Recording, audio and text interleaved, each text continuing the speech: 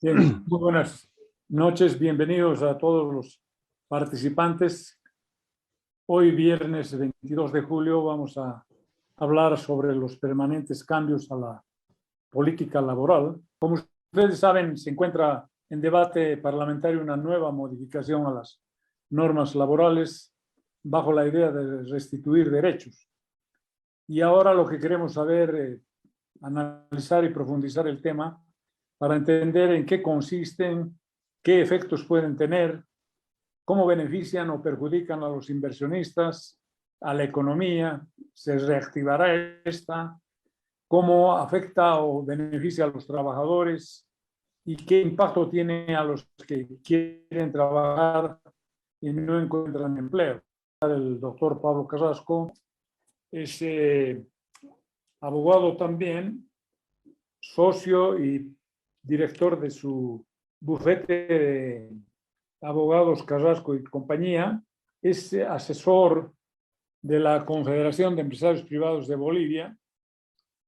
Él tiene el cargo también de presidente de la Comisión Jurídica de la CONFE, asesor permanente de la Comisión de Asuntos Laborales de la Cámara Nacional de Industria, representante institucional de la Confederación de Empresarios Privados de Bolivia ante la Organización Internacional del Trabajo, y desde la gestión 2012 es el primer abogado recomendado para asesoramiento laboral de empresas por las calificadoras internacionales que son Chambers and Partners and Legal 500. Vamos a pedirla a Pablo. Bienvenido, Pablo. Gracias, Jorge. Buenas noches a todos. Un placer compartir con ustedes un poco un intercambio de ideas, un intercambio de criterios de lo que están representando los cambios laborales a día de hoy, y que lógicamente lo que viene a representar el proyecto de ley 283 que manifestaba el doctor Rodríguez ha generado una serie de inquietudes y de incertidumbre en el sector empleador especialmente. Yo quiero partir del final de lo que manifestaba mi predecesor en la exposición. Y decía que, con toda razón, que hay sectores laborales, como el sector público o los trabajadores en salud, que pareciera ser que no figuran en lo que significa el régimen de estabilidad laboral o específicamente dentro de este procedimiento de reincorporación. Pero yo quiero ir más allá de eso. Pareciera ser que el sector laboral es la empresa privada, el funcionario público y el sector de salud, y no es así. A día de hoy hay un 80% de economía informal, 80%. Hay un 20% de formalidad.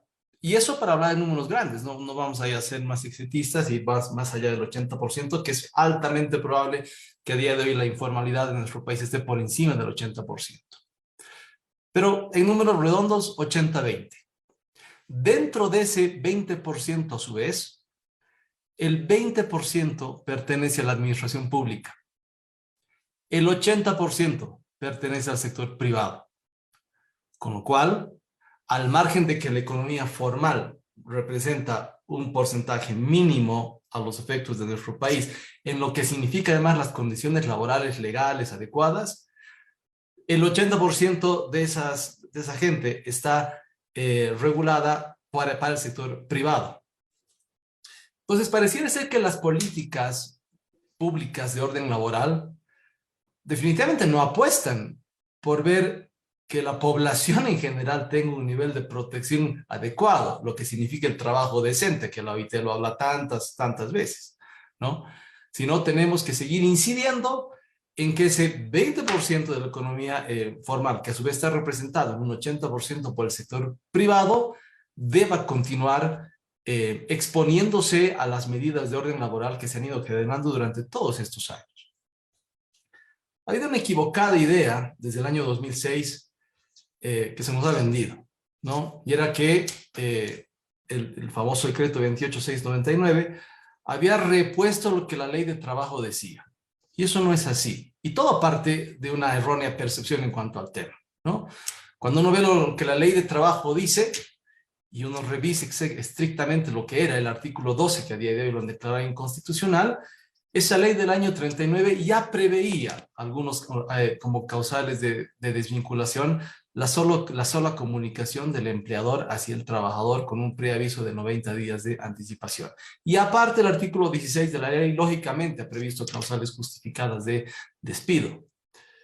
Lamentablemente, después del año 39, hubo una serie de disposiciones laborales, especialmente cuatro decretos con Barrientos Ortuños, con Guevara, con Lida Gayler y García Mesa en aquella oportunidad, que empezaron a generar una inflexibilidad en materia de despidos, ¿no? Si uno quería retirar a 10 personas, tenía que incorporar a otras 10, se necesitaba la autorización previa del Ministerio para desvinculaciones, se estableció que los profesionales no tenían por qué someterse a un periodo de prueba de 3 meses, etcétera, etcétera, que fueron decretos que fueron inflexibilizando, si ustedes quieren, lo que era la posibilidad de contratación, de libre desvinculación sobre la base de lo que decía el artículo 12 de la Ley de Trabajo. Entonces, ciertamente cuando se decreta el 21060 es básicamente porque el Estado se ve atosigado sin poder llegar a procesos de desvinculación en la medida de la que necesitaba realizar procesos de reestructuración en toda esa carga social que tenía con entidades como el Banco Central, el Banco del Estado, lógicamente Yacimientos, Entel, las corporaciones que definitivamente necesitaban un marco de respiro económico. Y es así como se genera finalmente el famoso 21060, que en ninguna parte abroga la ley de trabajo, ni la toca. Se limita a abrogar expresamente estos 4 decretos para restituir lo que la ley de trabajo decía. Y la ley de trabajo lo que establecía precisamente era que había la posibilidad de realizar procesos de desvinculación con una comunicación previa. Infelizmente todo se distorsiona. Llega el año 2006, se abroga el artículo 55 del 21060, se da la posibilidad a los trabajadores de que puedan pedir su reincorporación y desde ahí empieza un calvario. Pero un calvario no para los trabajadores. Empieza un calvario en realidad para el sector empleador. Porque la manera en la que se ha generado la inflexibilidad laboral en nuestro país a día de hoy es ya insostenible para el gran sector de la economía formal. Estoy hablando de ese 20% que respeta derechos, que es fiscalizado constantemente por el ministerio, que está sometido a incrementos salariales, etcétera, etcétera. ¿Por qué? Porque durante todo este tiempo, desde el momento que se dictó el 28699, el año 2006, el realizar procesos de desvinculación casi se ha convertido en un imposible. Estoy hablando siempre del sector formal, porque el sector informal tiene sus propias reglas, ¿no? Ahí no hay ley, es la ley de la jungla, en pocas palabras. Entonces, ¿qué es lo que ha sucedido durante todo este tiempo? Se ha ido empoderando mucho al Ministerio de Trabajo, a los inspectores, sobre la base de un informe de un inspector, a las jefaturas departamentales y a las jefaturas regionales se les ha dado la posibilidad de emitir combinatorias de reincorporación. ¿Y qué ha sucedido con esa facultad de una combinatoria de reincorporación que es susceptible de acudir a la vía de amparo, como bien decía el doctor Rodríguez?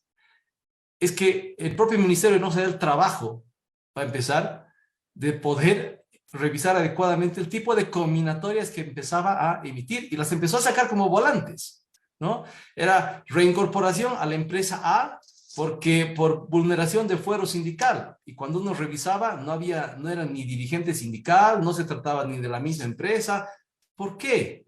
Porque empezaron a utilizar modelos base, modelos de combinatorios de reincorporación a los cuales no les costaba, no se tomaban el trabajo de revisar por lo menos que las partes estén adecuadamente identificadas y que la causal de desvinculación también esté debidamente ahí especificada. Y es que ante esa inseguridad jurídica que se empezó a crear, es que el Tribunal Constitucional empezó a poner algunas delimitaciones, entre ellas que no era posible acudir a la vía constitucional y tampoco a la vía de la reincorporación cuando había hechos controvertidos. Tampoco podía acudirse ni a la combinatoria y mucho menos a la vía del amparo cuando la combinatoria estaba sin fundamento, cuando era contradictoria, cuando se advertía que se había vulnerado en su tenor derechos y garantías del empleador inclusive, ¿no? Entonces, como las combinatorias eran contradictorias, no identificaban adecuadamente a las partes, etcétera, etcétera, entonces ahí el Tribunal Constitucional empezó a delimitar y puso una barrera de seguridad a lo que era el atropello que se estaba cometiendo en todos estos casos. El tema es también que durante todo este tiempo habrá que preguntar al Tribunal Constitucional cuál ha sido la carga que ha venido recibiendo por vía de amparos constitucionales en materia de reincorporaciones. Yo podría lanzarme a decirles que gran parte del trabajo del Tribunal Constitucional durante todo este tiempo se ha dedicado justamente a defender o a revisar las acciones de amparo constitucional que se han ido presentando por parte de los trabajadores a los efectos del cumplimiento de lo que ha significado las combinatorias de reincorporación. Y es en este contexto que evidentemente ha habido un reclamo por parte de los trabajadores, donde decían es que los empleadores no están cumpliendo con las combinatorias o no cumplen con los amparos, o el Tribunal Constitucional, por último, está validando este tema de que las combinatorias sean contradictorias. Nosotros queremos que que el empleador cumpla con lo que el ministerio dice. Entonces, esas gestiones que los trabajadores hicieron, que es de público conocimiento, porque inclusive sacaron fotos del sector fabril con el presidente del Tribunal Constitucional en Sucre, etcétera, aparentemente dieron resultado, porque en determinado momento el Tribunal Constitucional el año pasado, en junio del año pasado, saca una resolución doctrinal constitucional, que es la primera vez que utiliza como posibilidad esa facultad, la utiliza para el sector, para el tema laboral, que es básicamente cuando quiere uniformar criterios, y en esencia lo que dice es que las salas constitucionales ya no se van a involucrar en revisar las combinatorias de reincorporación, y que el empleador debe limitarse a dar cumplimiento a la combinatoria de reincorporación. Entonces, ya da igual que la combinatoria esté con los nombres equivocados, esté al revés, o casos como de empresas unipersonales en las que el dueño se ha muerto, y el ministerio emite una combinatoria de reincorporación a una empresa donde ya no hay propietario. Entonces uno dice, ¿qué parte ha revisado acá el ministerio al momento de querer reincorporar a una empresa donde no hay dueño, ¿no? No hay ni herederos. Y hemos estado nosotros en un amparo constitucional donde la sala decía, pucha, parece que el ministerio aquí no ha considerado esto, pero como hay esta resolución del Tribunal Constitucional, solamente me queda disponer el cumplimiento de la combinatoria de reincorporación. Esas son las barbaridades que ha ido pasando durante todo este tiempo, ¿no? Y además, si uno incumple con la combinatoria de reincorporación, el tema de la pandemia que hemos venido atravesando durante este tiempo, pareciera ser que es un invento del sector privado, ¿no? O sea, que nos hemos puesto de acuerdo los gremios, las cámaras, para decir, ¿sabe qué? Que exista pandemia de tal a tal época porque quiero retirar gente. Y eso no ha sido así. La pandemia ha sido un hecho mundial. Ha habido empresas que solamente se dedicaban a exportación de textiles o exportación de determinado producto a Italia, a China, a Francia, que eran cabalmente los 3 primeros países que se han cerrado. Entonces, ¿yo qué puedo hacer con una industria que no puedo producir durante 4, 5, 6, 7 meses? Y alguien me dice, es que tú tienes que seguir pagando sueldos. ¿Y de dónde? O sea, ¿cómo hacemos para ponernos de acuerdo para pagar salarios con una empresa que está en quiebra? ¿No? O sea, que es inviable económicamente hablando. No se entendió aquello. Es más, el ministerio, a pedido de los trabajadores, saca una resolución y dice, por si acaso, la fuerza mayor no es causal legal de despido. O no esté, bueno, nunca estuvo en discusión si la fuerza mayor estaba en la ley de trabajo, porque no está. Pero la fuerza mayor es un evento que está inherente a sucesos de la naturaleza, que son ajenos a la mano del hombre. Entonces, como que el ministerio diga, porque yo quiero, desde el lunes ya no va a llover. O ¿saben qué? Vamos a cambiar invierno a noviembre. O sea, hay eventos de la naturaleza que son ajenos a lo que el hombre pueda llegar a decidir. Por una resolución del ministerio, la fuerza mayor no va a desaparecer. Pero se ha estructurado aquello con ese afán de incidir mayormente en el proteccionismo laboral. Entonces, Hay prueba clara de ello, de que los amparos y las vías constitucionales sí han funcionado. Hay una sentencia condenatoria a un gerente de una empresa en Santa Cruz, donde se lo ha condenado a pena privativa de libertad por incumplimiento de resoluciones de amparo, por el enorme delito de querer buscar viabilidad a una empresa a través de un proceso de reestructuración donde se pagó beneficios a todos los trabajadores. Y la salida de todo esto, es decir, cumplan con la combinatoria de reincorporación, ha sido lo que el doctor Rodríguez decía. ¿Saben qué? Por último, ustedes como empresa pueden acudir a la vía judicial a pedir la impugnación de la combinatoria de reincorporación.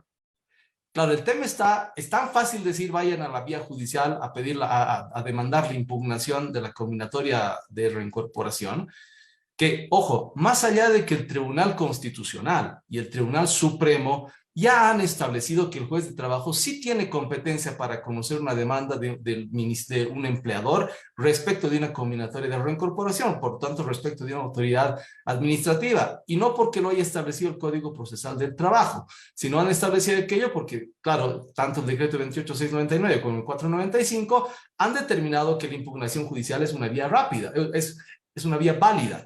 Entonces, pero ojo, el empleador ha tenido que presentar demanda judicial de impugnación para que un juez de trabajo le rechace bajo el argumento que no tiene competencia. ¿Cuánto tiempo ha pasado entre la demanda y que me digan que no tiene competencia? 6 meses. Han tenido que apelar. La apelación ha tardado 1 año. Y la sala social les dice, no tienes competencia, porque ¿de qué me estás hablando? Tu empresa vas a ir a demandar al ministerio o al trabajador, estás loco. Yo no voy a ver eso. Ha tenido que presentarse recurso de casación. Y en casación el Tribunal Supremo sí ha dispuesto la admisión de demandas de impugnación judicial. Pero me ha tardado 3 años y medio lograr la admisión de una demanda para empezar un proceso judicial que igual me va a durar 5 o 6 años. Entonces me exigen como empleador que me someta a un proceso de 6 o 8 años en función a cuánto me ha durado la admisión de mi demanda, para después de esos 8 años ver si realmente tenía razón en despedir a un trabajador. O sea, de aquí a 6 años o a 7 años les puedo asegurar que muchas empresas ya hasta les daría flojera retirar a la misma persona. Por ahí ya se han hecho amigos, se han hecho compadres, o sea, ha podido pasar N cantidad de cosas durante todos esos años. Entonces, no es una vía razonable que nos hayan justificado que nosotros podemos demandar judicialmente aquello. Pero dentro de toda esta hecatombe jurídica, se nos dice, oye, ¿sabes qué? Parece insuficiente y los empleadores no están cumpliendo con las reincorporaciones. Claro, lo que pasa es que hay que ir en los hechos, que lo que está pasando es que el tema de las reincorporaciones se ha convertido en procesos extorsivos, en los que los trabajadores para irse no le piden al empleador 3 sueldos, ¿no? Hay buenos trabajadores, lógicamente, como en todo, y hay excepciones que son los malos. Y hagamos de cuenta que las excepciones son los malos. Bueno, esos malos son los que piden a través de sus abogados 15 salarios, 24 salarios. Hemos tenido nosotros una vez con una conversación hablando con el abogado de una persona, me dice, le tienen que pagar 24 salarios para que se vaya. Yo le digo, ¿y por qué 24 salarios? Me dice que le están dando como una muerte civil. Ya no va a poder conseguir trabajo en ninguna parte más. Entonces casi es como un fallecimiento y la ley de trabajo prevé que la indemnización por fallecimiento son 24 salarios. O sea, ese es el margen de interpretación que se ha venido dando y eso es lo que ha estado afrontando el sector empleador durante todo este tiempo. Pero aparte de todo esto, porque ojo, el trabajador también tiene la posibilidad de ir a la vía judicial y ahí casi yo podría decirles por experiencia que si el trabajador no acude a la vía del amparo y más bien se va a un juicio laboral, ese trabajador no inicia ese juicio porque quiere regresar a trabajar. Ese trabajador está iniciando juicio porque sabe que un proceso dura 6, 7 años, justamente para lograr lo que el doctor Rodríguez decía, una acumulación de salarios durante 6 o 7 años, ¿no? Y además han habido casos en los que los trabajadores se han ido de vacación, se han ido a trabajar a otra parte, hay gente que se ha ido a hacer maestrías fuera al exterior, dejaba poder, regresaba y ganaba el juicio después de 6 años, se ve que pagar el salario por todo ese tiempo. Entonces, en experiencia y en los hechos, si el trabajador quiere regresar, normalmente tiene que irse a la vía del amparo y no se va a ir a la vía judicial. Pero dentro de todo este problema que les comentaba, yo les decía, oye, ¿qué ha sucedido con el proyecto de ley que actualmente ha sido aprobado ya en grande, que es el proyecto de ley 283?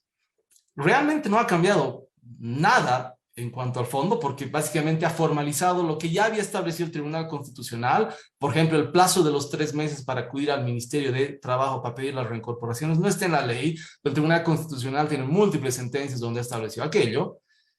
O la imposibilidad de retiro por abandono de labores en forma directa, porque a día de hoy el Tribunal Supremo, y no el Constitucional, el Tribunal Supremo dijo, ¿sabes qué? Por si acaso, ya no lo puedes retirar solamente porque abandone 6 u 8 días.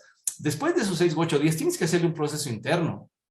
Y en ese proceso interno tienes que dar la posibilidad que presente su justificación de lo que entiende por qué no acudí a trabajar. Entonces, hoy día yo tengo que hacer además un proceso interno, una persona que ha incurrido en abandono de labores para entender si al final tiene una causal legal de retiro. O el caso de los detenidos. Nosotros, o sea, hemos visto casos donde hay gente que es detenida, o sea, penalmente por causas absolutamente ajenas a una empresa, asistencia familiar, delitos de narcotráfico, etcétera. Y el ministerio, después de que han salido de prisión 6 meses u 8 meses, también ha dispuesto su reincorporación, ¿no? Bajo el criterio de que estaba impedido de acudir a trabajar. Entonces yo, empresa, tengo que tener ese puesto abierto años, ¿no? En espera de que la persona pueda defenderse judicialmente, ojalá que salga inocente, y aún siendo culpable tengo que guardarle el puesto. O sea, esos son los atropellos que se está